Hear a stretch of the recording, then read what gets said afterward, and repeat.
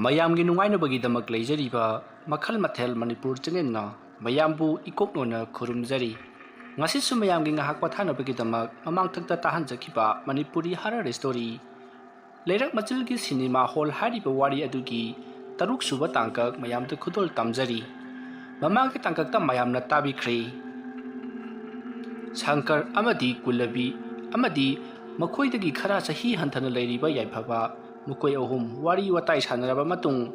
ꯌꯥꯀꯥꯏꯔꯦꯜ ꯈꯨꯟꯗ ꯆꯠꯇꯨꯅ ꯑꯃꯥꯏꯕ ꯁꯥꯕ ꯗꯂꯥꯟ ꯑꯃꯗꯤ ꯃꯥꯙꯣꯄꯨ ꯀꯧꯔꯨꯗꯨꯅ ꯏꯝꯐꯥꯜꯗ ꯌꯨꯝ ꯍꯣꯡꯀꯠꯇꯨꯅ ꯂꯩꯈ꯭ꯔꯕ ꯕꯣꯒꯦꯜ ꯑꯃꯗꯤ ꯃꯍꯥꯛꯀꯤ ꯃꯃꯥ ꯃꯄꯥꯕꯨ ꯈꯨꯡꯒꯪ ꯑꯗꯨꯗ ꯑꯃꯨꯛ ꯍꯟꯅ ꯄꯣꯔꯛꯇꯨꯅ ꯍꯣꯜ ꯑꯗꯨꯗ ꯂꯩꯔꯤꯕ ꯊꯋꯥꯏꯁꯤꯡ ꯑꯗꯨꯒꯤ ꯃꯈꯨꯠꯇ ꯁꯤꯟꯅꯅꯕꯒꯤꯗꯃꯛꯇ ꯋꯥꯔꯤ ꯀꯌꯥ ꯁꯥꯟꯅꯈꯤꯕ ꯑꯃꯗꯤ ꯅꯨꯃꯤꯠꯇꯨꯒꯤ ꯅꯨꯃꯤꯗꯥꯡꯗ ꯃꯨꯂꯤꯀꯨꯟꯅ ꯃꯍꯥꯛꯅ ꯌꯨ ꯉꯥꯎꯔꯒ ꯍꯜꯂꯛꯄꯒꯤ ꯂꯝꯕꯤꯗ ꯍꯣꯜ ꯑꯗꯨꯗ ꯂꯩꯔꯤꯕ ꯊꯋꯥꯏꯁꯤꯡ ꯑꯗꯣ ꯊꯦꯡꯅꯈꯤꯕ ꯑꯃꯗꯤ ꯃꯍꯥꯛꯅ ꯃꯌꯨꯝ ꯌꯧꯅꯅꯕ ꯆꯦꯜꯂꯛꯈꯤꯕꯒꯤ ꯃꯇꯥꯡ ꯑꯗꯨ ꯃꯌꯥꯝꯅ ꯇꯥꯕꯤꯈ꯭ꯔꯦ꯫ ꯃꯁꯤꯒꯤ ꯃꯈꯥ ꯆꯠꯊꯔꯛꯄ ꯁꯔꯨꯛꯇꯅ ꯀꯔꯤ ꯀꯝꯗꯧꯔꯤꯕꯒꯦ ꯍꯥꯏꯕꯗꯨ ꯃꯌꯥꯝ ꯄꯨꯟꯅ ꯑꯃꯨꯛ ꯇꯥꯃꯤꯟꯅꯔꯁꯤ꯫ ꯑꯁꯨꯝꯅ ꯃꯨꯂꯤꯀꯨꯟꯅ ꯀꯟꯅ ꯆꯦꯜꯂꯛꯂꯒ ꯃꯍꯥꯛꯀꯤ ꯌꯨꯝꯒꯤ ꯊꯣꯡ ꯑꯗꯣ ꯇꯪꯗꯪ ꯊꯤꯟꯗꯨꯅ ꯃꯍꯥꯛꯀꯤ ꯅꯨꯄꯤ ꯂꯇꯥꯕꯨ ꯀꯧꯔꯤ꯫ ꯃꯇꯝ ꯑꯗꯨꯗ ꯂꯇꯥꯗꯣ ꯍꯣꯕꯦ ꯍꯣꯕꯦ ꯊꯣꯡ ꯑꯗꯨ ꯍꯥꯡꯂꯒ ꯊꯣꯛꯂꯛꯏ ꯑꯗꯨꯒ ꯀꯩꯗꯧꯔꯕꯒꯦ ꯍꯥꯏꯗꯨꯅ ꯍꯪꯉꯤ꯫ ꯃꯇꯝ ꯑꯗꯨꯗ ꯃꯨꯂꯤꯀꯨꯟꯅ ꯃꯍꯥꯛꯅ ꯊꯦꯡꯅꯔꯛꯄꯁꯤꯡ ꯑꯗꯣ ꯂꯣꯏꯅ ꯄꯥꯎ ꯇꯝꯃꯤ꯫ ꯄꯥꯎ ꯑꯗꯨ ꯇꯥꯕꯗ ꯂꯇꯥꯗꯤ ꯀꯤꯕꯅ ꯂꯣꯏꯔꯤ꯫ ꯃꯨꯂꯤꯀꯨꯟꯒꯤ ꯇꯨꯡꯗ ꯀꯣꯏꯌꯦꯡ ꯌꯦꯡꯉꯤ꯫ ꯃꯁꯤꯗꯒꯤ ꯃꯨꯂꯤꯀꯨꯟꯅ "ꯍꯩ, ꯇꯝꯅꯔꯛꯂꯤꯕꯗꯤ ꯁꯤꯅꯦꯃꯥ ꯍꯣꯜꯗꯅꯤꯅꯦ, ꯅꯪꯅ ꯑꯩꯒꯤ ꯇꯨꯡꯗ ꯌꯦꯡꯉꯒ ꯎꯒꯗ꯭ꯔꯣ? ꯃꯁꯤ ꯅꯨꯄꯤꯁꯤꯕꯨ ꯉꯁꯥꯏꯒꯤ ꯕꯨꯠꯇꯨꯔꯅꯦ? ꯆꯠꯊꯣꯛꯑꯗ ꯁ꯭ꯋꯥꯏ ꯂꯥꯎ ꯋꯥ ꯉꯥꯛꯇ ꯂꯥꯛꯑꯣꯁꯦ ꯆꯪꯉꯣꯁꯦ꯫ ꯁꯥꯏꯀꯜꯗꯨꯅ ꯀꯥꯏ ꯂꯩꯍꯧꯔꯕ?" ꯁꯤꯅꯦꯃꯥ ꯍꯣꯜꯒꯤ ꯕꯨꯠꯁꯤꯡꯗꯣ ꯃꯣꯏꯗ ꯊꯧꯅꯖꯔꯣꯅ ꯂꯪꯊꯣꯛꯂꯝꯂꯕꯅꯤ꯫ ꯀꯔꯤꯅꯣ ꯍꯥꯏꯔꯤꯁꯤꯕꯣ? ꯉꯔꯥꯡ ꯅꯍꯥꯟꯗ ꯂꯩꯔꯛꯂꯤꯕ ꯁꯥꯏꯀꯜꯗꯨꯕꯨ ꯂꯪꯊꯣꯛꯂꯝꯃꯤ ꯍꯥꯏꯔꯤꯁꯤꯕꯨ? ꯅꯠꯇꯦ, ꯁꯥꯏꯀꯜꯗꯨꯗ ꯇꯣꯡꯂꯒ ꯆꯦꯜꯂꯛꯄ ꯌꯥꯗꯕ꯭ꯔꯥ ꯍꯥꯏꯕ? ꯍꯩ, ꯁꯥꯏꯀꯜꯗꯨꯗ ꯇꯣꯡꯂꯒ ꯆꯦꯜꯂꯛꯀꯦ ꯍꯥꯏꯗꯅ ꯑꯩꯁꯦ ꯁꯥꯏꯀꯜ ꯀꯥꯈꯠꯂꯨꯔꯕꯅꯤ꯫ ꯇꯨꯡꯗ ꯅꯄꯛꯄꯗꯨꯗꯒꯤꯗꯤ ꯑꯗꯨꯝ ꯊꯜꯂꯝꯃꯦꯗꯅ꯫ ꯐꯔꯦꯁꯦ ꯂꯥꯛꯑꯣꯁꯦ, ꯌꯨꯝꯗ ꯆꯪꯉꯁꯤ꯫ ꯍꯌꯦꯡ ꯅꯣꯡ ꯍꯦꯛ ꯉꯥꯟꯕꯒꯅꯦ ꯀꯅꯥꯅꯣ ꯂꯩꯀꯥꯏꯒꯤ ꯑꯍꯜ ꯈꯔ ꯇꯧꯔꯒꯅꯦ ꯍꯦꯛꯇ ꯂꯧꯁꯜꯂꯨꯁꯤ꯫ ꯐꯩ ꯑꯩꯗꯤ ꯆꯪꯉꯦ꯫ ꯑꯁꯨꯝꯅ ꯃꯇꯩ ꯃꯅꯥꯎ ꯑꯅꯤꯗꯣ ꯋꯥꯔꯤ ꯋꯥꯇꯥꯏ ꯁꯥꯟꯅꯔꯕ ꯃꯇꯨꯡ ꯊꯣꯡ ꯂꯣꯟꯁꯤꯜꯂꯤ ꯑꯗꯨꯒ ꯃꯈꯣꯏ ꯃꯥꯒꯤ ꯀꯥꯗ ꯆꯪꯗꯨꯅ ꯇꯨꯝꯅꯈꯤ꯫ ꯑꯁꯨꯝꯅ ꯇꯧꯗꯨꯅ ꯃꯇꯝ ꯑꯗꯨ ꯍꯧꯈ꯭ꯔꯤ꯫ ꯍꯧꯖꯤꯛꯇꯤ ꯃꯊꯪꯒꯤ ꯅꯣꯡ ꯉꯥꯜꯂꯤ꯫ ꯀꯨꯜꯂꯕꯤ ꯑꯃꯗꯤ ꯁꯪꯀꯔꯗꯣ ꯉꯔꯥꯡ ꯌꯥꯏꯐꯕꯅ ꯍꯥꯏꯔꯛꯈꯤꯕ ꯌꯥꯀꯥꯏꯔꯦꯜ ꯈꯨꯟꯗ ꯆꯠꯇꯨꯅ ꯑꯃꯥꯏꯕ ꯁꯥꯕ ꯗꯂꯥꯟ ꯑꯃꯗꯤ ꯃꯥꯙꯣꯄꯨ ꯎꯅꯅꯕꯒꯤꯗꯃꯛꯇ ꯃꯈꯣꯏ ꯑꯅꯤ ꯊꯣꯔꯛꯂꯤ꯫ ꯑꯁꯨꯝꯅ ꯃꯈꯣꯏ ꯑꯅꯤ ꯂꯝꯕꯤꯗ ꯁꯨꯝ ꯂꯥꯛꯄꯗ ꯂꯩꯀꯥꯏ ꯃꯤꯌꯥꯝꯅ ꯉꯔꯥꯡꯗꯤ ꯁꯤꯅꯦꯃꯥ ꯍꯣꯜꯁꯤ ꯑꯊꯣꯛꯅ ꯊꯤꯅ ꯇꯝꯅꯈ꯭ꯔꯦ ꯍꯥꯏꯗꯨꯅ ꯋꯥꯔꯤ ꯁꯥꯟꯅꯕꯗꯣ ꯇꯥꯍꯧꯏ꯫ ꯃꯇꯝ ꯑꯗꯨꯗ ꯀꯨꯜꯂꯕꯤ ꯑꯃꯗꯤ ꯁꯪꯀꯔꯁꯨ ꯌꯦꯡꯉꯗꯨꯅ ꯃꯈꯣꯏ ꯑꯅꯤꯗꯤ ꯋꯥꯔꯤ ꯄꯨꯝꯅꯃꯛ ꯈꯪꯂꯤꯕꯅꯤꯅ ꯀꯔꯤꯁꯨ ꯍꯥꯏꯗꯅ ꯌꯦꯡꯉꯗꯨꯅ ꯑꯗꯨꯃꯛ ꯆꯠꯂꯤ꯫ ꯑꯁꯨꯝꯅ ꯇꯧꯗꯨꯅ ꯃꯈꯣꯏ ꯑꯅꯤ ꯗꯂꯥꯟ ꯑꯃꯗꯤ ꯃꯥꯙꯣꯞꯀꯤ ꯃꯌꯨꯝ ꯍꯪꯗꯨꯅ ꯂꯥꯛꯄꯅ ꯅꯨꯃꯤꯠ ꯌꯨꯡꯕ ꯄꯨꯡ 12 ꯇꯥꯁꯤꯜꯂꯛꯄ ꯑꯗꯨꯋꯥꯏꯗ ꯃꯈꯣꯏ ꯑꯅꯤꯒꯤ ꯌꯨꯝ ꯊꯦꯡꯅꯔꯦ꯫ ꯃꯁꯤꯗꯒꯤ ꯃꯈꯣꯏꯅ ꯌꯥꯀꯥꯏꯔꯦꯜ ꯈꯨꯜꯗ ꯂꯩꯔꯤꯕ ꯗꯂꯥꯟꯒꯤ ꯌꯨꯝꯗ ꯆꯪꯁꯤꯜꯂꯛꯂꯤ ꯑꯗꯨꯒ ꯗꯂꯥꯟꯒꯤ ꯌꯨꯝ ꯑꯗꯨꯗ ꯗꯂꯥꯟꯕꯨ ꯀꯧꯔꯝꯃꯤ꯫ ꯃꯇꯝ ꯑꯗꯨꯗ ꯗꯂꯥꯟꯒꯤ ꯃꯃꯥꯗꯣ ꯊꯣꯛꯂꯛꯂꯤ ꯑꯗꯨꯒ "ꯀꯔꯤ ꯍꯥꯏꯒꯗꯕꯅꯣ ꯏꯕꯨꯡꯉꯣ?" ꯍꯥꯏꯗꯨꯅ ꯍꯪꯂꯛꯏ꯫ ꯃꯗꯨꯗ ꯀꯨꯜꯂꯕꯤꯅ "ꯏꯃꯥ, ꯃꯔꯨꯞ ꯗꯂꯥꯟꯕꯨ ꯂꯩꯕꯤꯗꯕ꯭ꯔꯥ?" ꯑꯁꯨꯝꯅ ꯍꯪꯂꯛꯄ ꯑꯗꯨꯗ ꯃꯃꯥꯗꯣ ꯏꯉꯛꯉꯛꯏ ꯑꯗꯨꯒ "ꯏꯕꯨꯡꯉꯣ, ꯅꯪꯕꯨ ꯆꯍꯤ ꯀꯌꯥꯃꯨꯛ ꯁꯨꯔꯒꯦꯅꯦ? ꯃꯔꯨꯞ ꯗꯂꯥꯟ ꯍꯥꯏꯔꯤꯁꯤꯕꯨ?" ꯋꯥ ꯑꯗꯨ ꯇꯥꯕꯗ ꯀꯨꯜꯂꯕꯤ ꯑꯃꯗꯤ ꯁꯪꯀꯔ ꯍꯥꯏꯐꯦꯠ ꯌꯦꯡꯅꯩ ꯑꯗꯨꯒ ꯁꯪꯀꯔꯅ "ꯏꯃꯥ, ꯏꯌꯥꯝꯕ ꯗꯂꯥꯟꯕꯨꯗꯤ ꯆꯍꯤ ꯌꯥꯝ ꯌꯥꯝꯕ ꯄꯣꯠꯅꯤꯗ, ꯑꯗ ꯑꯩꯈꯣꯏ ꯁꯨꯝ ꯏꯇꯥꯎꯅ ꯀꯧꯅꯕꯗꯨꯗ ꯁꯨꯝ ꯍꯥꯏꯗꯣꯛꯈꯤꯕꯅꯤ." ꯋꯥ ꯑꯗꯨ ꯇꯥꯕꯗ ꯗꯂꯥꯟꯒꯤ ꯃꯃꯥꯅ "ꯁꯦ ꯁꯤꯗꯒꯤ ꯁꯨꯝ ꯆꯠꯂꯣ ꯑꯗꯨꯒ ꯐ꯭ꯔꯥꯝ ꯑꯃ ꯂꯩꯕꯅꯤ, ꯐ꯭ꯔꯥꯝꯗꯨꯗ ꯃꯥꯙꯣꯞꯀ ꯃꯕꯥꯅꯤ ꯂꯩꯔꯝꯒꯅꯤ, ꯁꯤꯗ ꯑꯗꯨꯝ ꯆꯠꯂꯣ ꯏꯕꯨꯡꯉꯣ." ꯑꯗꯨꯝꯅ ꯗꯂꯥꯟꯒꯤ ꯃꯃꯥꯅ ꯇꯥꯛꯂꯛꯄ ꯑꯗꯨꯗ ꯀꯨꯜꯂꯕꯤ ꯑꯃꯗꯤ ꯁꯪꯀꯔꯁꯨ ꯐ꯭ꯔꯥꯝ ꯑꯗꯨꯅ ꯂꯩꯔꯤꯕ ꯂꯝꯕꯤ ꯑꯗꯨꯗ ꯂꯥꯛꯂꯩ꯫ ꯑꯁꯨꯝꯅ ꯂꯥꯛꯄꯅ ꯃꯈꯣꯏ ꯐ꯭ꯔꯥꯝ ꯑꯗꯨ ꯌꯧꯁꯤꯜꯂꯛꯂꯤ꯫ ꯐ꯭ꯔꯥꯝ ꯑꯗꯨꯒꯤ ꯃꯇꯥꯏꯗ ꯂꯩꯔꯤꯕ ꯂꯧꯇꯥꯡꯁꯪ ꯑꯗꯨꯗ ꯃꯈꯣꯏ ꯑꯅꯤ ꯄꯔꯞ ꯑꯁꯨꯝ ꯆꯪꯁꯤꯜꯂꯛꯏ꯫ ꯑꯁꯨꯝꯅ ꯁꯪꯀꯔ ꯑꯃꯗꯤ ꯀꯨꯜꯂꯕꯤꯅ ꯐ꯭ꯔꯥꯝ ꯑꯗꯨꯗ ꯂꯩꯔꯤꯕ ꯂꯧꯇꯥꯡꯁꯪ ꯑꯗꯨ ꯇꯝꯅ ꯂꯥꯛꯂꯤꯕꯗꯣ ꯁꯣꯝꯗ ꯗꯂꯥꯟ ꯑꯃꯗꯤ ꯃꯥꯙꯣꯞꯅ ꯎꯔꯤ꯫ ꯃꯁꯤꯗꯒꯤ ꯃꯥꯙꯣꯞꯅ "ꯏꯚꯥꯏ, ꯑꯥꯗ ꯅꯨꯄꯥ ꯑꯅꯤ ꯂꯥꯛꯂꯤꯕꯁꯤꯕꯨ ꯉꯥ ꯂꯩꯕ ꯂꯥꯛꯂꯤꯕ ꯖꯥꯠꯂꯥ? ꯅꯠꯇ꯭ꯔꯒꯅ ꯀꯩꯗꯧꯕ ꯂꯥꯛꯂꯤꯕꯖꯥꯠꯅꯣ? ꯀꯔꯥꯏꯅꯣ? ꯉꯥꯏꯈꯣ, ꯑꯅꯤꯁꯤ ꯃꯁꯥ ꯅꯥꯟꯅ ꯎꯏ꯫ ꯉꯥ ꯂꯩꯕ ꯂꯥꯛꯄꯁꯨ ꯃꯥꯜꯂꯤ꯫ ꯑꯗꯨ ꯏꯚꯥꯏ, ꯑꯩꯈꯣꯏ ꯁꯤꯗꯗꯤ ꯉꯔꯥꯡ ꯉꯥꯟꯗ ꯉꯥ ꯊꯥꯗꯈꯤꯗ ꯉꯥꯏꯔꯤ ꯀꯃꯥꯏꯅ ꯇꯧꯗꯣꯏꯕ ꯍꯩꯃꯥ ꯑꯗꯨ ꯉꯥ ꯌꯣꯟꯗꯦ ꯍꯥꯏꯔꯒ ꯂꯣꯏꯔꯦꯗꯅ ꯑꯁꯨꯝꯅ ꯍꯥꯏꯅꯔꯤꯉꯩ ꯁꯪꯀꯔ ꯑꯃꯗꯤ ꯀꯨꯜꯂꯕꯤꯗꯣ ꯄꯔꯞ ꯆꯪꯁꯤꯜꯂꯛꯂꯤ ꯑꯗꯨꯒ ꯗꯂꯥꯟ ꯑꯃꯗꯤ ꯃꯥꯙꯣꯞꯇ ꯋꯥ ꯑꯃꯠꯇ ꯍꯪꯖꯒꯦ ꯍꯥꯏꯗꯨꯅ ꯍꯥꯏꯔꯛꯏ ꯃꯗꯨꯗ ꯃꯥꯙꯣꯞꯅ ꯀꯔꯤꯅꯣ ꯏꯅꯥꯎꯖꯥ ꯀꯔꯤ ꯍꯪꯕꯅꯣ ꯅꯣꯏꯕꯨ ꯉꯥ ꯂꯩꯕ ꯂꯥꯛꯂꯤꯕ꯭ꯔꯥꯅꯦ ꯋꯥ ꯑꯗꯨ ꯇꯥꯕꯗ ꯀꯨꯜꯂꯕꯤꯅ ꯅꯠꯇꯦꯗ ꯏꯌꯥꯝꯕ ꯗꯂꯥꯟꯁꯤꯕꯨ ꯀꯔꯝꯕ ꯑꯣꯏꯕꯤꯔꯕꯅꯣ 이붕어 ꯑꯩꯅꯤꯅꯦ ꯀꯔꯤ ꯇꯅꯁꯦ ꯍꯥꯏꯕ ꯑꯁꯣꯝꯅ ꯗꯂꯥꯟꯅ ꯍꯥꯏꯔꯛꯄ ꯑꯗꯨꯗ ꯀꯨꯜꯂꯕꯤ ꯑꯃꯗꯤ ꯁꯪꯀꯔꯗꯣ ꯃꯈꯣꯏꯒꯤ ꯃꯅꯥꯛꯇ ꯐꯝꯊꯩ ꯑꯗꯨꯒ ꯃꯈꯣꯏꯗ ꯂꯥꯛꯂꯤꯕ ꯑꯗꯨꯒꯤ ꯃꯔꯝꯁꯤꯡ ꯑꯗꯨ ꯍꯥꯏꯔꯤ ꯋꯥ ꯑꯗꯨ ꯇꯥꯕꯗ ꯃꯥꯙꯣꯞꯅ ꯍꯦꯔꯥ ꯑꯩꯈꯣꯏꯕꯨ ꯑꯗꯨꯒꯨꯝꯕ ꯇꯧꯕ ꯃꯤ ꯃꯥꯟꯕ꯭ꯔꯣ ꯃꯤ ꯑꯣꯟꯅꯕ ꯑꯣꯏꯔꯝꯒꯅꯤ ꯆꯣ ꯋꯥꯐꯝ ꯑꯗꯨ ꯇꯥꯕꯗ ꯁꯪꯀꯔꯅ ꯏꯌꯥꯝꯕ ꯑꯩꯈꯣꯏꯒꯤꯁꯤ ꯇꯉꯥꯏ ꯐꯗꯕꯅꯤ ꯍꯣꯜꯗ ꯂꯩꯍꯧꯔꯤꯕ ꯊꯋꯥꯏ ꯑꯍꯨꯝꯗꯨꯅ ꯃꯣꯏꯅ ꯄꯥꯝꯂꯤꯕ ꯊꯕꯛꯇꯨ ꯄꯥꯡꯊꯣꯛꯇ꯭ꯔꯕꯗꯤ ꯑꯩꯈꯣꯏꯕꯨ ꯍꯥꯠꯀꯅꯦꯅ ꯍꯥꯏꯔꯕ ꯑꯗꯨꯗꯨꯒꯤꯅꯤꯗ ꯑꯣ ꯑꯗꯣ ꯏꯕꯨꯡꯉꯣ ꯑꯩꯈꯣꯏ ꯀꯩꯗꯧ ꯍꯥꯏꯕꯅꯣ ꯏꯌꯥꯝꯕ ꯗꯂꯥꯟ ꯉꯁꯥꯏ ꯑꯩꯅ ꯍꯥꯏꯖꯈꯤꯕꯗꯣ ꯏꯝꯐꯥꯜꯗ ꯂꯩꯔꯤꯕ ꯕꯣꯒꯦꯜ ꯑꯃꯗꯤ ꯃꯃꯥ ꯃꯄꯥꯗꯣ ꯑꯩꯈꯣꯏꯒꯤ ꯈꯨꯜꯗꯨꯗ ꯂꯩꯔꯤꯕ ꯁꯤꯅꯦꯃꯥ ꯍꯣꯜ ꯑꯗꯨꯒꯤ ꯃꯅꯥꯛꯇ ꯄꯨꯔꯛꯅꯕ ꯑꯃꯨꯛꯇꯪ ꯁꯤꯟꯕꯤꯗꯕ ꯌꯥꯗꯕꯅꯤ ꯃꯈꯣꯏꯒꯤ ꯌꯨꯝꯗꯨꯗ ꯑꯩꯈꯣꯏꯁꯦ ꯆꯠꯂꯦꯗꯅ ꯑꯗꯨꯒ ꯀꯔꯤꯅꯣ ꯍꯥꯏꯖꯤꯜꯂꯒ ꯑꯩꯈꯣꯏ ꯃꯣꯏꯕꯨ ꯊꯦꯝꯗꯨꯅꯅꯦ ꯍꯣꯜ ꯑꯗꯨꯗ ꯄꯨꯔꯛꯇꯕ ꯌꯥꯗꯕꯅꯤ ꯏꯌꯥꯝꯕ ꯅꯠꯇ꯭ꯔꯕꯗꯤ ꯑꯩꯈꯣꯏ ꯑꯋꯥꯐꯝꯗ ꯇꯥꯒꯗꯧꯔꯤꯕꯅꯤ ꯑꯗꯨꯕꯨ ꯏꯕꯨꯡꯉꯣ ꯅꯪꯅ ꯍꯥꯏꯔꯤꯕ ꯊꯕꯛꯇꯨ ꯆꯤꯟꯗ ꯂꯥꯏꯕꯒꯤ ꯋꯥꯅꯤꯅꯦ ꯊꯕꯛ ꯑꯣꯏꯅ ꯄꯥꯡꯊꯣꯛꯄꯗ ꯍꯦꯛꯇ ꯂꯨꯒꯗꯧꯔꯤꯕꯅꯤ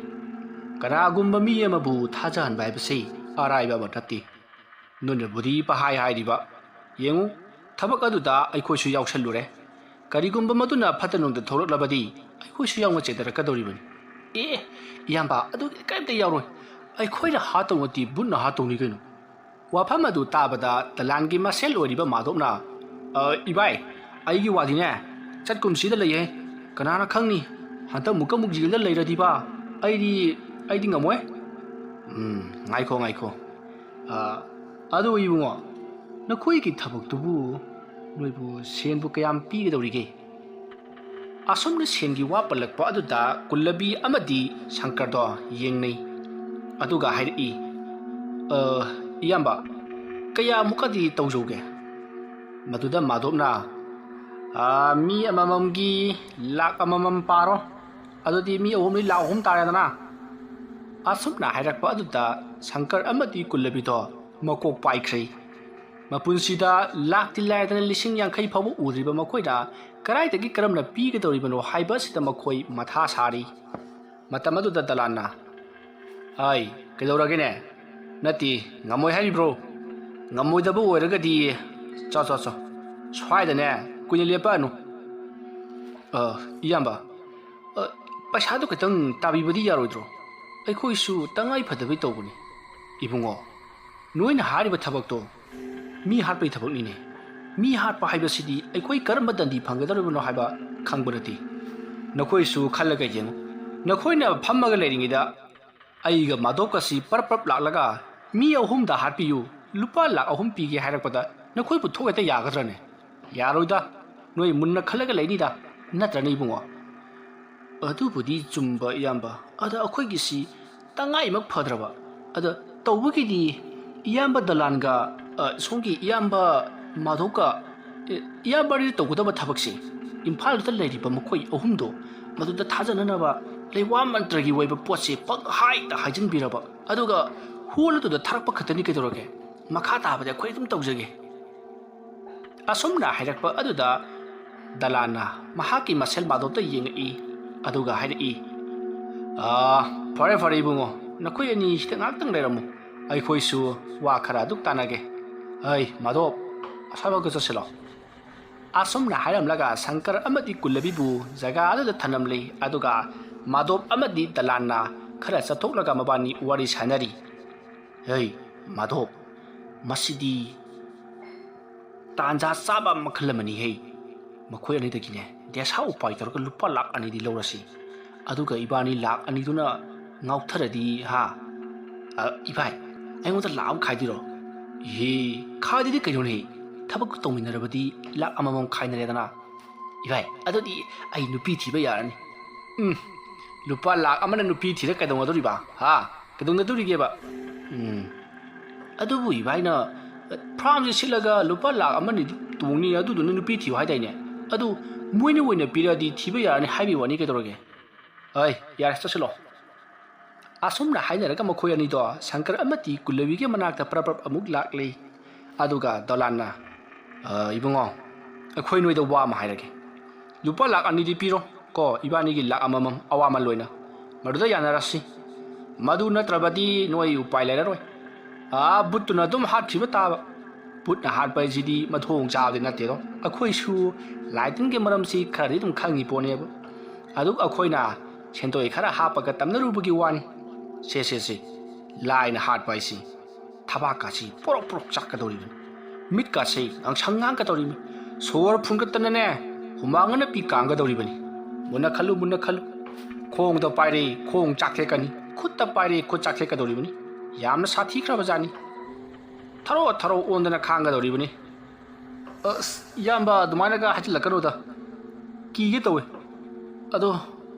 ꯀꯨꯂꯕꯤ ꯀꯃꯥꯏꯅ ꯇꯧꯁꯦ ꯍꯥꯏꯅꯣ ꯑꯁ ꯂꯥꯛ ꯑꯅꯤ ꯍꯥꯏꯁꯤꯕꯨ ꯁꯤꯕꯨ ꯂꯥꯏꯇꯪꯃꯨꯛ ꯊꯟꯖꯜꯂꯣ ꯑꯁ ꯅꯪꯅ ꯃꯔꯣꯜ ꯑꯃ ꯏꯌꯥꯝꯕ ꯐꯔꯦ ꯑꯩꯈꯣꯏ ꯂꯥꯛ ꯑꯅꯤꯗꯣ ꯄꯤꯔꯒꯦ ꯊꯕꯛꯇꯨꯗꯤ ngasi hayengdagi tawdaba yadabani kainoida akhoi numit mangadagi matam thanakibani aduna numit nini humni haujinkraba aduna matam si ei lerektraba o noisi matam garu thanakrapoi hai madho ibai butka matam thanabasi soinaba yadi haigum tawdaine tawbani bai akhoi aduda leba amaiba du sune matam thanabada soibadagi kauthoga makhori melaga hakibani hai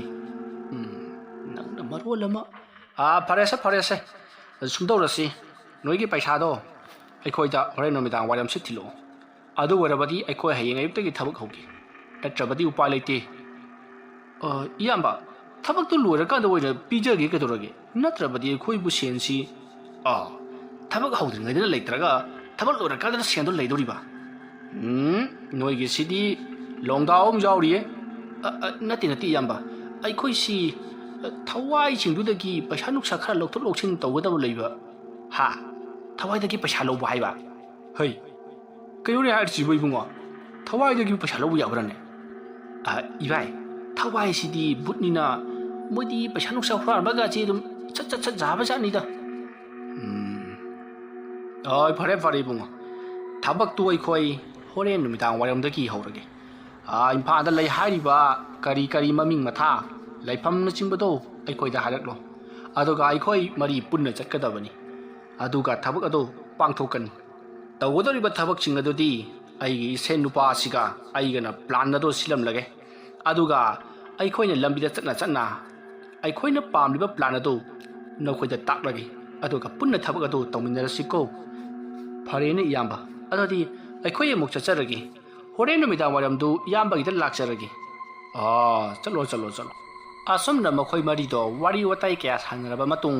कुल्लबी अमति शंकरसु मयुमलोमदा हनख्री सोमदना Madhav अमति दलांदो फमदुना वारी सानरी इभाई लुपा लाख अनिदो फंगदी अखोइगी ओइदिनिने ओइ लाख अनि लारिने बुंगो अखोइ अनि हंदकसु jail जोबो यारिबनिने इभाई अस अदुदी तोकथोसिरा है तोकपसु याब नति jail जौदनबा अंका इंगुति यामा लैखरजानी इभाई करी अंकनो अलजबरारा एरिमटिक लो है अदुगा अमत नति खदर माइबगी कदर की अंकनीने ओ अदु इभाई कमाई तौदिनो आई हाइगे मुनता अखोइ अनिना मफम अदुदा चतकनी अदुगा मखोइ अनिबो अखोइ अनिना खुलाई ओइना सिजिनगदबनी अखोइ अनिना मखोइ अनिदा ताकपा खतमक ओइगदबनी अखोइदि सुयाव यावरोइदबनी अइना हाइरकपदो अदु तंग नंगा तौरओ अदु इबाई मोइना अखिदि अखोइना तौबा ngamloi नोइ तौ हाइरादि हाइरोइने अइ तौगे यौ असुमना मखोइ अनि वारि सानदुना फ्राम अदुगी मनाक्ता लैखि सोमदना कुल्लबी अमते शंकरदो वारि सना लंबिदा असुम लाक्ली नति अखोइ अनिबु काइदगी पैसानोबा लाख अनिदि पिदि हाइथोखरे लाख अनि गायना लिसिंग मंगा बु बित उद्री वागनुने शंकर अई तौरके यौ होरेन अहिंग लाई सिंदुगी मनाक्ता चटलगने पैसा खरा पियु नतदि अखोइ नंग तेंग पांगबा ngamroi को हाइरो लोरे ꯄꯤꯔꯛꯑꯅꯤ ꯊꯋꯥꯏꯁꯤꯡꯗꯨꯗ ꯄꯤꯔꯛꯑꯅꯦꯕ ꯍꯩ ꯃꯣꯏꯅ ꯄꯤꯔꯛꯇ꯭ꯔꯁꯨ ꯄꯩꯁꯥ ꯂꯩꯐꯝꯗꯨꯗꯤ ꯇꯥꯛꯂꯛꯄ ꯌꯥꯏꯗꯅ ꯃꯣꯏꯗꯤ ꯂꯥꯏꯅ ꯂꯣꯏ ꯎꯔꯤ ꯄꯣꯠꯅꯤ ꯅꯪꯒꯤ ꯋꯥꯁꯤꯗꯤ ꯑꯩꯈꯣꯏꯁꯤ ꯐꯥꯒꯤꯗꯒꯤ ꯍꯨꯔꯥꯟꯕ ꯑꯣꯜꯂꯛꯀꯅꯤꯀꯣ ꯏꯇꯥꯎ ꯍꯧꯖꯤꯛꯀꯤ ꯃꯇꯝꯗ ꯍꯨꯔꯥꯟꯗꯕꯕꯨ ꯀꯅꯥ ꯂꯩꯒꯦꯅꯦ ꯍꯨꯔꯥꯟꯕ ꯉꯥꯛꯇꯅꯤ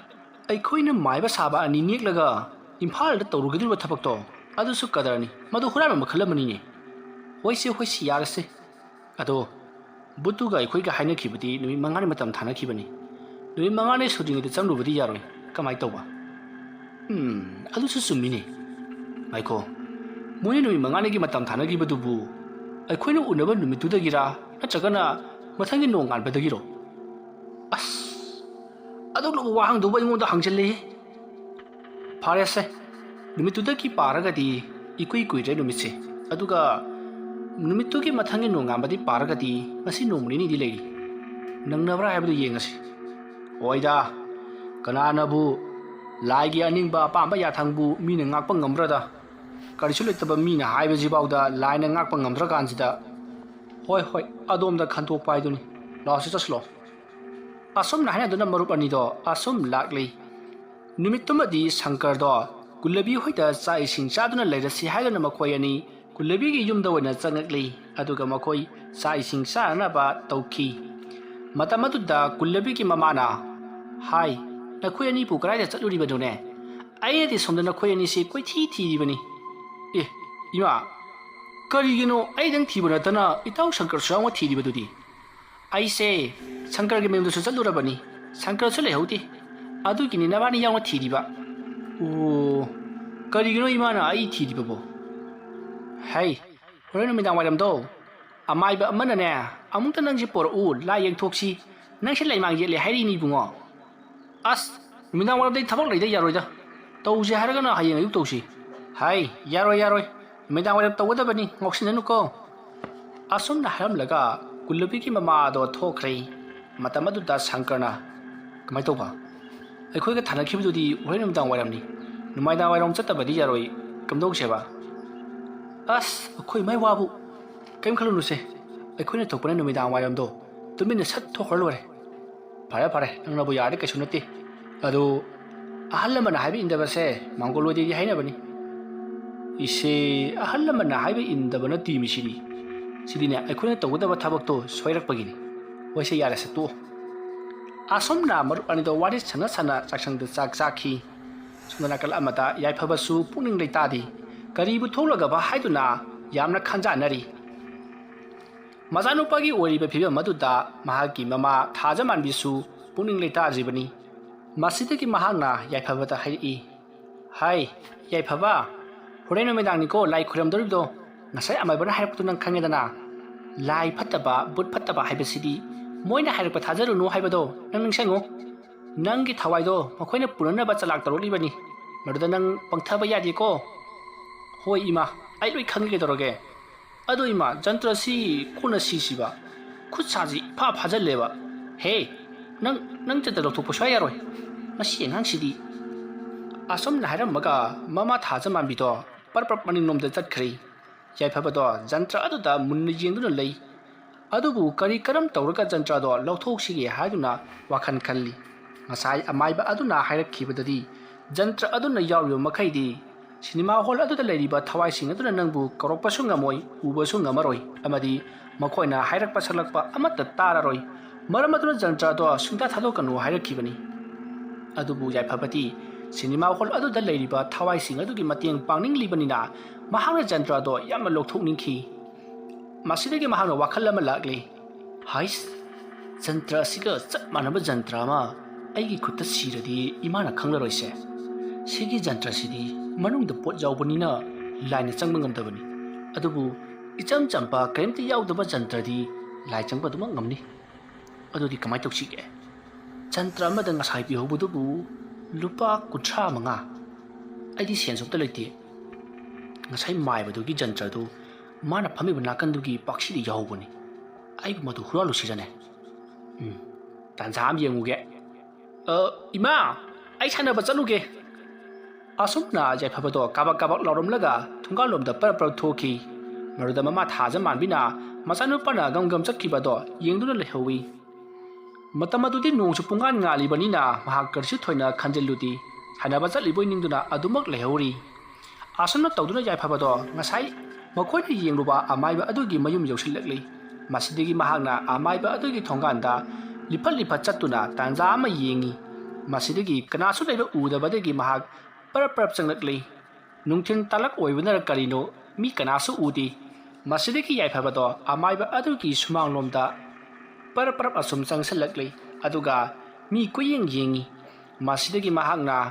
ꯑꯃꯥꯏꯕ ꯑꯗꯨꯒꯤ ꯐꯛꯀꯤ ꯅꯥꯛꯆꯤꯟꯗ ꯊꯝꯃꯤꯕ ꯄꯥꯛꯁꯤ ꯑꯗꯣ ꯃꯍꯥꯛꯅ ꯎꯔꯛꯂꯤ ꯃꯁꯤꯗꯒꯤ ꯃꯍꯥꯛꯅ ꯃꯤꯠꯅ ꯀꯤꯔꯨꯛ ꯀꯤꯔꯨꯛ ꯌꯦꯡꯂꯒ ꯃꯥꯡꯒꯣꯜ ꯑꯗꯨꯗ ꯀꯥꯈꯠꯂꯛꯂꯒ ꯄꯥꯛꯁꯤ ꯑꯗꯣ ꯄꯥꯏꯗꯨꯅ ꯌꯦꯡꯉꯤ ꯃꯁꯤꯗꯒꯤ ꯃꯍꯥꯛꯅ ꯄꯥꯛꯁꯤ ꯑꯗꯣ ꯁꯣ ꯂꯣꯜꯂꯤꯕꯗꯨ ꯎꯔꯦ ꯃꯗꯨ ꯎꯕꯗꯒꯤ ꯃꯍꯥꯛꯅ ꯁꯣ ꯑꯗꯣ ꯀꯔꯝꯅ ꯍꯥꯡꯁꯤꯒꯦ ꯍꯥꯏꯗꯨꯅ ꯋꯥꯈꯜ ꯈꯜꯂꯤ ꯑꯩꯕꯨ ꯄꯥꯛꯁꯤꯁꯤ ꯀꯣꯜꯂꯒ ꯆꯦꯟꯈ꯭ꯔꯁꯤꯔꯅꯦ ꯑꯁ ꯃꯗꯨꯅ ꯍꯦꯟꯅ ꯋꯥ ꯌꯥꯝꯅꯔꯅꯤꯗ ꯁꯣꯁꯤꯗ ꯀꯗꯥꯏꯗ ꯂꯩꯕꯖꯥꯠꯅꯣ ꯁꯣꯁꯤ ꯀꯩꯗꯧꯕ ꯂꯣꯜꯂꯤꯅꯣ ꯈꯪꯗꯦꯕ ꯃꯥꯏ ꯖꯟꯇ꯭ꯔꯗꯣ ꯀꯅꯥꯅꯣ ꯍꯨꯔꯥꯟꯕꯤꯅꯦꯗꯅ ꯑꯗꯨꯒꯤꯕꯨꯗꯤ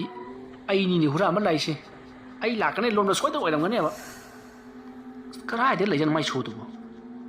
ꯑꯁꯣꯝꯅ ꯌꯥꯏꯐꯕꯅ ꯐꯛꯈꯥ ꯂꯨꯈꯥ ꯐꯒꯠ ꯐꯒꯠꯇꯨꯅ ꯁꯣ ꯑꯗꯨꯕꯨ ꯊꯤꯔꯤ ꯑꯗꯨꯒ ꯄꯥꯛꯁꯤ ꯑꯗꯨꯅ ꯁꯦꯒꯥꯛꯇ ꯀꯣꯟꯁꯤꯜꯂꯤ ꯑꯗꯨꯝꯅ ꯇꯧꯗꯨꯅ ꯂꯩꯔꯤꯉꯩ ꯑꯃꯥꯏꯕ ꯑꯗꯣ ꯊꯣꯔꯛꯂꯤ ꯃꯇꯝ ꯑꯗꯨꯗ ꯌꯥꯏꯐꯕꯅ ꯇꯧꯔꯤꯕꯗꯨ ꯎꯕꯗ ꯍꯥꯏ ꯏꯕꯨꯡꯉꯣ ꯀꯔꯤ ꯊꯤꯔꯤꯕꯅꯣ ꯅꯪꯕꯣ ꯑꯁꯨꯝꯅ ꯍꯥꯏꯔꯛꯄꯗ ꯌꯥꯏꯐꯕꯗꯣ ꯈꯪꯄ꯭ꯔꯦꯛ ꯈꯪꯉꯤ ꯃꯈꯨꯠꯇ ꯄꯥꯏꯔꯝꯕ ꯄꯥꯛꯁꯤꯗꯣ ꯂꯩꯃꯥꯏꯗ ꯒꯔꯪ ꯂꯥꯎꯅ ꯊꯥꯗꯩ ꯃꯁꯤꯗꯒꯤ ꯃꯍꯥꯛ ꯁꯨꯃꯥꯡ ꯇꯝꯅ ꯆꯦꯟꯊꯣꯛꯈ꯭ꯔꯦ ꯃꯇꯝ ꯑꯗꯨꯗ ꯌꯥꯏꯐꯕꯒꯤ ꯃꯇꯨꯡꯂꯣꯝꯗꯒꯤ ꯃꯥꯏꯕꯗꯨꯅ ꯍꯥꯏ ꯏꯕꯨꯡꯉꯣ ꯉꯥꯏꯈꯣ ꯅꯪ ꯑꯗꯨꯗꯒꯤ ꯍꯦꯛ ꯈꯣꯡꯐꯝ ꯑꯃ ꯂꯦꯡꯕꯗ ꯅꯪ ꯍꯤꯡꯗ꯭ꯔꯦ ꯍꯥꯏꯅ ꯈꯜꯂꯨꯀꯣ ꯑꯁꯨꯝꯅ ꯂꯥꯎꯔꯛꯄꯗ ꯌꯥꯏꯐꯕꯗꯣ ꯀꯤꯗꯨꯅ ꯆꯞ ꯂꯦꯞꯄꯤ ꯑꯗꯨꯒ ꯃꯍꯥꯛ ꯀꯞꯄ ꯍꯧꯔꯛꯂꯤ ꯃꯁꯤꯗꯒꯤ ꯑꯃꯥꯏꯕ ꯑꯗꯨꯅ ꯁꯨꯃꯥꯡꯗ ꯀꯨꯝꯊꯔꯛꯂꯒ ꯌꯥꯏꯐꯕꯒꯤ ꯃꯃꯥꯡꯗ ꯂꯦꯞꯂꯔꯤ ꯃꯇꯝ ꯑꯗꯨꯗ ꯑꯃꯥꯏꯕ ꯑꯗꯨꯅ ꯑꯩ ꯅꯪꯕꯨ ꯉꯁꯥꯏ ꯂꯥꯛꯂꯝꯕ ꯊꯥꯖ ꯃꯥꯟꯕꯤꯒꯤ ꯃꯆꯥꯅꯨꯄꯥ ꯌꯥꯏꯐꯕꯗꯨ ꯅꯠꯇꯕ꯭ꯔꯥꯅꯦ ꯃꯗꯨꯗ ꯌꯥꯏꯐꯕꯅ ꯃꯥꯅꯤ ꯑꯣꯖꯥ ꯃꯥꯏꯕ ꯍꯥꯏꯗꯨꯅ ꯈꯨꯝꯃꯤ ꯃꯗꯨꯗ ꯑꯃꯥꯏꯕ ꯑꯗꯨꯅ ꯍꯩ ꯑꯣꯖꯥ ꯃꯥꯏꯕ ꯍꯥꯏꯒꯅꯨꯅꯦ ꯏꯄꯨ ꯍꯥꯏꯌꯨꯅꯦ ꯉꯥꯏꯈꯣ ꯉꯥꯏꯈꯣ ꯀꯔꯤꯒꯤꯅꯣ ꯅꯪꯅ ꯑꯩꯒꯤ ꯄꯥꯛꯁꯤ ꯑꯁꯤ ꯀꯣꯜꯂꯒ ꯆꯦꯟꯒꯦ ꯇꯧꯔꯤꯕꯗꯤ ꯑꯁꯤꯗ ꯌꯥꯎꯕ ꯖꯟꯇ꯭ꯔꯗꯨ ꯑꯝꯇ ꯂꯧꯒꯦ ꯇꯧꯕ ꯅꯪꯅ ꯖꯟꯇ꯭ꯔ ꯂꯧꯕ ꯄꯥꯝꯃꯤꯕꯗꯨꯗꯤ ꯀꯔꯤꯒꯤꯅꯣ ꯍꯥ ꯅꯠꯇꯦ ꯅꯪꯕꯨ ꯍꯨꯔꯥꯟꯕꯒꯁꯨ ꯈꯔ ꯆꯠꯄ꯭ꯔꯥꯅꯦ ꯅꯠꯇꯦꯗ ꯑꯩꯒꯤ ꯈꯨꯗꯥꯡꯗ ꯁꯤꯔꯤꯕ ꯖꯟꯇ꯭ꯔꯁꯦ ꯃꯁꯤꯗꯤ ꯑꯣꯖꯥꯅ ꯏꯄꯨꯅ ꯄꯣꯠ ꯍꯥꯞꯆꯟꯕꯅꯤꯅ ꯂꯥꯏꯅ ꯇꯤꯟꯅ ꯎꯕ ꯉꯝꯗꯦ ꯁꯣꯛꯄ ꯉꯝꯗꯦꯗꯅ ꯑꯗꯨꯅ ꯁꯤꯁꯦ ꯂꯧꯊꯣꯛꯈ꯭ꯔꯒ ꯑꯣꯖꯥ ꯃꯥꯏꯕ ꯅꯠꯇꯦ ꯁꯣꯏꯔꯦ ꯏꯄꯨꯗꯒꯤ ꯂꯧꯊꯣꯛꯄ ꯖꯟꯇ꯭ꯔ ꯀꯩꯝꯇ ꯌꯥꯎꯗꯕ ꯑꯃ ꯁꯤꯖꯤꯜꯂꯗꯤ ꯏꯃꯥꯅ ꯈꯪꯉꯔꯣꯏꯗꯅ ꯑꯗꯨꯗꯨ ꯇꯧꯒꯦ ꯇꯧꯕꯅꯤ ꯑꯩ ꯀꯔꯤꯒꯤꯅꯣ ꯅꯪꯅ ꯑꯩꯅ ꯂꯩꯋꯥ ꯁꯣꯟꯗꯨꯅ ꯀꯤꯈ꯭ꯔꯕ ꯖꯟꯇ꯭ꯔꯗꯨ ꯂꯧꯊꯣꯛꯅꯤꯡꯂꯤꯕꯗꯤ ꯅꯠꯇꯦ ꯅꯪꯕꯨ ꯊꯋꯥꯏꯁꯤꯡ ꯑꯗꯨꯒ ꯎꯅꯕ ꯄꯥꯝꯂꯤꯕ꯭ꯔꯥꯅꯦ ꯍꯣꯏ ꯏꯄꯨ ꯑꯩ ꯊꯋꯥꯏꯁꯤꯡ ꯑꯗꯨꯒ ꯎꯅꯕ ꯄꯥꯝꯃꯤ ꯑꯩ ꯃꯣꯏꯒꯤ ꯃꯇꯦꯡ ꯌꯥꯝꯅ ꯄꯥꯡꯅꯤꯡꯉꯤ ꯑꯗꯨꯝꯅ ꯌꯥꯏꯐꯕꯅ ꯍꯥꯏꯔꯛꯄ ꯋꯥ ꯑꯗꯨ ꯇꯥꯕꯗ ꯑꯃꯥꯏꯕ ꯑꯗꯣ ꯃꯍꯥꯛ ꯈꯤꯇꯪ ꯉꯛꯏ ꯃꯁꯤꯗꯒꯤ ꯃꯍꯥꯛꯅ ꯌꯥꯏꯐꯕꯕꯨ ꯀꯣꯟꯗꯨꯅ ꯁꯨꯃꯥꯡꯗꯒꯤ ꯃꯥꯡꯒꯣꯜꯗ ꯄꯨꯈꯠꯂꯛꯂꯤ ꯑꯗꯨꯒ ꯐꯛ ꯑꯗꯨꯗ ꯅꯤꯡꯊꯤꯅ ꯐꯝꯍꯜꯂꯤ ꯃꯁꯤꯗꯒꯤ ꯃꯍꯥꯛꯅ ꯌꯥꯏꯐꯕꯒꯤ ꯃꯈꯨꯠ ꯑꯅꯤꯗꯣ ꯄꯥꯏꯔꯤ ꯑꯗꯨꯒ ꯃꯃꯤꯠꯇ ꯃꯨꯟꯅ ꯌꯦꯡꯉꯤ ꯑꯗꯨꯝꯅ ꯌꯦꯡꯕ ꯑꯗꯨꯗ ꯑꯃꯥꯏꯕ ꯑꯗꯣ ꯈꯪꯄ꯭ꯔꯦꯛ ꯈꯪꯅ ꯌꯥꯏꯐꯕꯗ ꯄꯥꯏꯔꯤꯕ ꯃꯈꯨꯠ ꯑꯗꯣ ꯊꯥꯗꯣꯛꯂꯝꯂꯒ ꯃꯍꯥꯛ ꯈꯪꯆꯣꯡ ꯆꯣꯡꯊꯣꯛꯏ ꯃꯗꯨꯗ ꯌꯥꯏꯐꯕꯅ ꯏꯄꯨ ꯀꯩꯗꯧꯔꯒꯦ ꯍꯥꯏꯗꯨꯅ ꯍꯪꯂꯛꯏ ꯃꯗꯨꯗ ꯑꯃꯥꯏꯕ ꯑꯗꯨꯅ ꯀꯔꯤꯁꯨ ꯇꯧꯗꯦ ꯁꯦꯁꯦ ꯑꯩ ꯋꯥ ꯍꯥꯏꯒꯦ ꯅꯪꯅ ꯁꯤꯅꯦꯃꯥ ꯍꯣꯜ ꯑꯗꯨꯗ ꯂꯩꯔꯤꯕ ꯊꯋꯥꯏꯁꯤꯡ ꯑꯗꯨ ꯃꯇꯧ ꯀꯔꯝꯅ ꯏꯍꯥꯟ ꯍꯥꯟꯅ ꯊꯦꯡꯅꯔꯛꯈꯤꯕꯅꯣ ꯑꯁꯨꯝꯅ ꯑꯃꯥꯏꯕ ꯑꯗꯨꯅ ꯍꯪꯂꯛꯄ ꯑꯗꯨꯗ ꯌꯥꯏꯐꯕꯅ ꯃꯍꯥꯛꯅ ꯊꯦꯡꯅꯔꯛꯈꯤꯕ ꯎꯔꯛꯈꯤꯕ ꯄꯨꯝꯅꯃꯛ ꯄꯥꯎ ꯑꯗꯨ ꯇꯝꯂꯤ ꯑꯗꯨꯒ ꯊꯕꯛ ꯑꯁꯤꯗ ꯁꯪꯀꯔ ꯑꯃꯗꯤ ꯀꯨꯂꯕꯤꯁꯨ ꯌꯥꯎꯏ ꯍꯥꯏꯗꯨꯅ ꯑꯃꯥꯏꯕ ꯑꯗꯨꯗ ꯁꯦꯡ ꯂꯣꯏꯅꯃꯛ ꯍꯥꯏꯗꯣꯛꯂꯤ ꯋꯥ ꯑꯗꯨ ꯇꯥꯕꯗ ꯑꯃꯥꯏꯕ ꯑꯗꯨꯅ ꯈꯜꯂꯤ ꯑꯣ ꯊꯋꯥꯏ ꯑꯗꯨꯅ ꯃꯊꯤ ꯐꯣꯡꯗꯨꯅ ꯉꯍꯥꯟ ꯃꯈꯩ ꯊꯤꯔꯤꯕ ꯑꯁꯤꯗꯤ ꯅꯈꯣꯏ ꯑꯍꯨꯝꯕꯨ ꯑꯣꯏꯔꯦ ꯑꯩꯅꯁꯨ ꯊꯋꯥꯏꯁꯤꯡ ꯑꯗꯨ ꯍꯥꯟꯅꯅ ꯊꯦꯡꯅꯈ꯭ꯔꯕꯅꯤ ꯑꯗꯨꯕꯨ ꯑꯩꯅ ꯃꯇꯦꯡ ꯄꯥꯡꯕꯤꯒꯦ ꯍꯥꯏꯕꯗꯗꯤ ꯃꯈꯣꯏꯅ ꯌꯥꯈꯤꯗꯕꯅꯤ ꯀꯣꯟꯅꯊꯪꯗ ꯇꯥꯏꯕꯪ ꯃꯤ ꯑꯍꯨꯝ ꯂꯥꯛꯈꯤꯅꯤ ꯃꯈꯣꯏ ꯑꯍꯨꯝꯒꯤ ꯃꯇꯦꯡ ꯅꯠꯇꯅ ꯀꯅꯥꯒꯤꯁꯨ ꯃꯇꯦꯡ ꯄꯥꯝꯗꯦ ꯍꯥꯏꯗꯨꯅ ꯂꯩꯍꯧꯈꯤꯕꯅꯤ ꯏꯕꯨꯡꯉꯣ ꯌꯥꯏꯐꯕ ꯐꯔꯦ ꯑꯩ ꯅꯪꯒꯤ ꯖꯟꯇ꯭ꯔꯁꯦ ꯂꯩꯋꯥ ꯁꯣꯟꯗꯨꯅ ꯂꯧꯊꯣꯛꯄꯤꯔꯒꯦ ꯅꯪꯉꯣꯟꯗ ꯋꯥꯐꯝ ꯑꯃ ꯍꯥꯏꯒꯦ ꯃꯨꯟꯅ ꯇꯥꯎ ꯀꯔꯤꯒꯨꯝꯕ ꯑꯃꯥꯏꯕ ꯑꯩꯈꯣꯏꯅ ꯂꯩꯋꯥ ꯃꯟꯇ꯭ꯔ ꯁꯣꯟꯗꯨꯅ ꯀꯤꯁꯟꯈ꯭ꯔꯕ ꯍꯥꯞꯆꯟꯈ꯭ꯔꯕ ꯄꯣꯠꯁꯛ ꯑꯃ ꯅꯈꯣꯏꯅ ꯈꯥꯡꯉꯧꯊꯛꯇ ꯄꯠ ꯊꯥꯗꯠꯄꯁꯦ ꯌꯥꯝꯅ ꯐꯠꯇꯦꯀꯣ ꯅꯈꯣꯏꯅꯕꯨ ꯄꯥꯝꯗ꯭ꯔꯕꯗꯤ ꯑꯩꯒꯤ ꯏꯅꯥꯛꯇ ꯂꯥꯛꯇꯨꯅ ꯅꯈꯣꯏꯒꯤ ꯂꯩꯋꯥ ꯃꯟꯇ꯭ꯔ ꯁꯣꯟꯕꯤꯔꯤꯕ ꯑꯃꯥꯏꯕ ꯑꯗꯨꯒꯤ ꯃꯅꯥꯛꯇ ꯆꯠꯂꯒ ꯂꯧꯊꯣꯛꯂꯒꯦ ꯍꯥꯏꯕꯗꯨ ꯍꯥꯏꯒꯗꯕꯅꯤ नखोइदा सिरिबा पोट अदुना मरम चादना तत्तना ताहौबा नत्रगना नखोइना थदतखिबा हाइबसे करिगुम्बा सखी साबोलमा पिरकलिबनी मदु नखोइना तराई तराई लौगनुको फरे फरे नंगी जंत्रदो आई लौथोकपिरगे अदुगा आइनसु नंगी मतेंग अंगम पांगनी हायो हायो नखोइगी थबक अदुना कयामु यामना खुमांग चाउसनख्रब्रा आदुमना हांगलकपा अदुदा याइफबना मखोइना सिनखिबा प्लान अमदी अमाइब साबा दलान अमदी मादो पुनेक्तुना इम्फालदा लैरिबा बोगेन अमदी महाके ममा मापाबु सिनेमा हॉल अदुगी मनाक्ता पुरकलगा थवाई होम अदुदा कथोकननबगिदमक सेम साबा लोइख्रे हाइबदो अमाइब अदुदा तमदुना खंगली वा अदु ताबदा अमाइबा दु नोई अदुगा अंगांग वाखल हाइबदुनिने नखोइना तौरिबदो करिसु कानारोइने मीगी सिंख्रबा मी ngaktani नखोइना अदुमना हेक तौरुबदा नखोइ ओइना फाजनखिदुना अवाफमदा तागदोरिबनिने फरे फरे नखोइना तौरिबा थबक अदुदा आइसु मतेंग पांगसिलके कैदोंगै गादी तौनि हाइगे इपु आइना सुम खनबदा मखोइ होरेनुमदांग वारमदगी तौदोबो माले अखोइना हाइनखिबदा नुमित मंगानि मतम थानखिबनी नुमित मंगानि दुदी हायिंग हांगचितपु सुरमलगनी अदुना ngasi natraga haying tarukpo ya ipu fare fare nang hallo aduga nangi nayamba ni do aigi nakta amuktang puduna lau aduga wari watai sanage ko asumna hairakpa aduda yai phapado harau harau mayum lom da tatkhri adubu mahak mayum lom da di changdri mahak asum lakpana kullabi gi mayum do nen laklei matamatu da kullabi amati shankar da sumang da leirami asumna sumang nu chaya da leiramba aduda yai phapana iyambani di tanjan lerameda asomna hairakpaduda kulabina angangna han saba nangdi kamai silaiba nati aikhoi yumse kamai khanginoba hera yamba yam lai khraponi da cinema hall da minai oiba kulabi na haibadane loi khangi kedoraga tawredo la nanga nganga bote asomna makhoi ahumdo punduna wari chanar ei Matamadu yai phabana amaiba aduna harakliba wafam punamak kullabi amadi shankara tammi aduga yai phabana amaiba adugi mayumda taruriba thabaksing adusu makhoida pawado tamli masidigi makhoina amaiba adugi manakta chatlasi hainaduna makhoya hum kudak aduda amaiba adugi yumda oina lakli matamadu amaiba ado sumangda phamduna leirami yai phabana mamang tharaga kullabi amadi shankarna matung thangduna makhoya hum chaklakpa du ubada amaiba aduna yai phaba nangna haiba nayambani haibadura ani duna hoi mani pu iyambani changsi asomna haiduna amaiba adugi manakta changsilekli masidigi amaiba aduna la mangoldan thina phamlaga wari sasi oja maiba sumangda sumnu sayaraga sanasi ingum lakum hoida dusu yaida adudi pida logthogeko maduda sankarna yarida oja maiba koi swada sum phammage asomna hairaga lairiba do aida lairiba wakak sing aduda phamna khri maduda amaiba adu khara nui aduga hairi mathong chaida ko na khoyo humse ado kaidoba na khoina kari thengnarakpa haibadu aingonda sitna na tamu aduga holadu lairiba thawai sing aduga na khoiga kari karamna haina khiba haibadu su tamu wa adu tabada kullabina ozamaiba cinema hall adu lairiba thawai sing do aikhoi unari makhoina moigi mating ama pangbina ba na hairi aikhoi su panglage dana haidok lamli tawada bu makhoina hariba thabak adudi khara luba thabak ni imphal da lam hogatuna leikraba bogel amadi mahake mama mapado poraktuna makhoida pirigada bani haibasini kariguma ngamjadi aikhoi bu hatkane sohairi aduna khoina hojik kari tawge na khaliba aduda ozamaiba aikhoi na khadrak madrak yamna haiba amaiba ni ore makhoina moigi yumduda phataba wap mayama matam silaga kadara tawraga cinema hall leri mafam aduda poraken tawbane pare ayu wa maige ibungo nangsi aikhoi ge lekai khulasida mi ma hatok lambadagi nangasi khulase thadok tuna tatkhare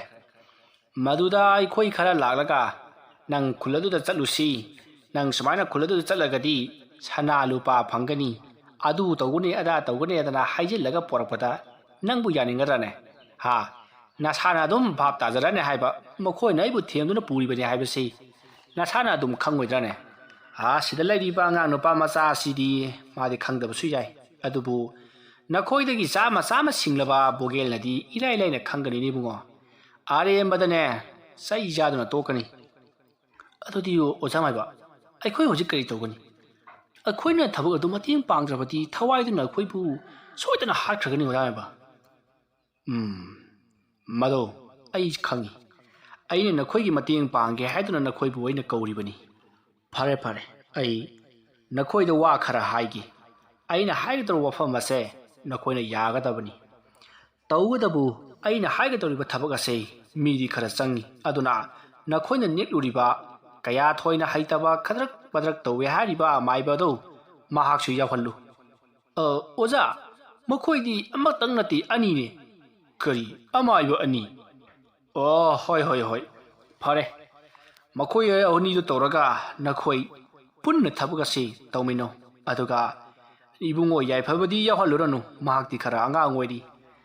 나 너코네 넬루리바 아마이바 아니두가 너코이 아니가 돌아가 너코이 머리 뿐나 타벅아시 빵토우 따우가도리바 타벅싱도 아이 마탕 노이다 따락게 아 ngasi기디 너코이 할로 아두두가 너코이나 타벅 아두기다막다 넬루리바 아마이바 아니도 아두수 아이게 낙도 보락로 아두가 호레 누미당세 아이기다 뿐시 아두가 waram punamak tanarasi ipu aise horen dang watana badu yauge hai yungo yai phaba nangdi khara khajik angang wedi ko adubu ipu moina ai shawna kawri dudi aduna ai kisu achaw thaw amati leram gadaba male hai gumdana oja maiba ai khoi dagi di sigi angang ge phabasina hana lai sing aduna kawri bani aduna ma kisu karigumba thabak khardi lebam thui fare adudi ibungo nangsu horen numidangdo laklo nangbu yagadrane ha asumna harakpadu da yapapado ngak wakhan khalli aduga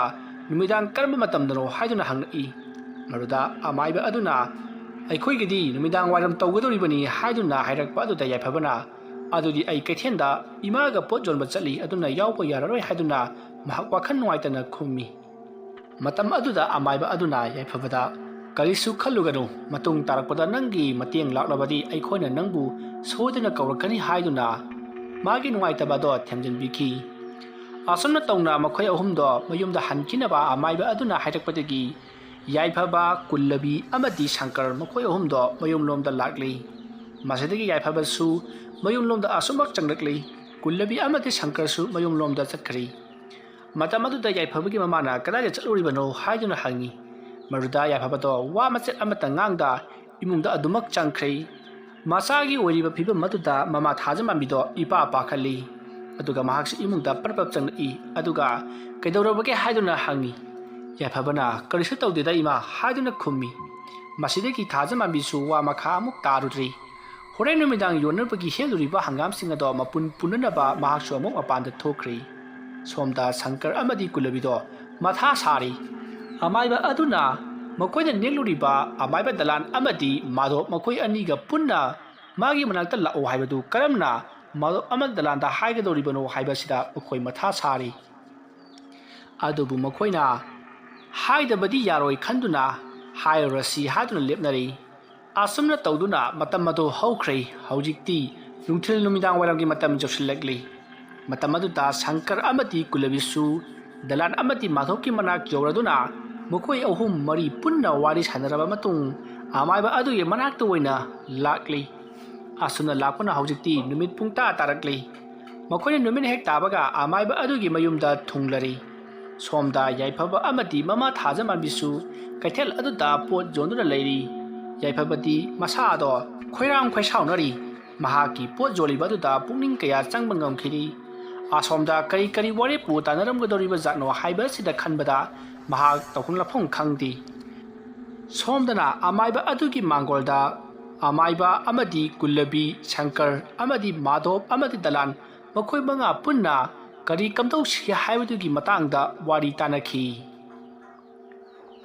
ꯂꯩꯔꯛ ꯃꯆꯤꯜꯒꯤ cinema hall ꯍꯥꯏꯔꯤꯕ ꯋꯥꯔꯤ ꯑꯁꯤꯒꯤ 6ꯁꯨꯕ ꯇꯥꯡꯀꯛ ꯃꯇꯥꯡ ꯑꯁꯤꯗ ꯂꯣꯏꯁꯤꯟꯖꯔꯤ꯫ ꯃꯊꯪꯒꯤ 8ꯁꯨꯕ ꯇꯥꯡꯀꯛꯇ ꯀꯔꯤ ꯀꯝꯗꯧꯔꯛꯄꯒꯦ ꯍꯥꯏꯕꯗꯨ ꯃꯌꯥꯝ ꯄꯨꯟꯅ ꯑꯃꯨꯛ ꯉꯥꯏꯃꯤꯟꯅꯔꯁꯤ꯫ ꯉꯁꯤꯒꯤꯗꯃꯛꯇꯗꯤ ꯃꯌꯥꯝꯕꯨ ꯑꯔꯣꯏꯕꯗ ꯑꯃꯨꯛꯀ ꯍꯟꯅ ꯈꯨꯔꯨꯝꯖꯔꯤ꯫